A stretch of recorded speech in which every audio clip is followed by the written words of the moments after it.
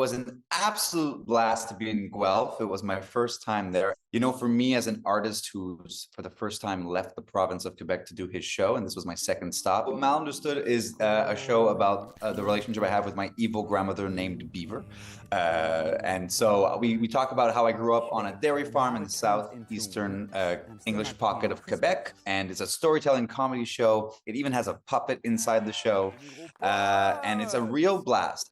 It's hard to be a parent. There are a lot of books on how to be a parent, but when you're actually into it, I'm not, but I'm sure when you are into it, and it's difficult. And so I think Malunderstood celebrates the folks who took on the challenge of raising us as children and gave us the tools to become adults as well. Getting Guelph theater members and audience members to come check it out has been a real gift, because there's something beautiful that happens with a new audience member. They come talk to me afterwards about who their Beaver is in their life. I got to perform in front of a sold out audience for one of my shows, and that was absolutely epic. Like I'm having goosebumps thinking about it. It was so lovely. I've always said to myself when I graduated theater school that I wanted to work in the theater scene, but it didn't matter in what capacity. And so I fell in love with producing, but then I wanted my artistic sort of side to still be available to do it. And that's where I discovered storytelling. And I got inspired by the different shows I saw at various fringe festivals. And I started building this show, I would say, in 2016.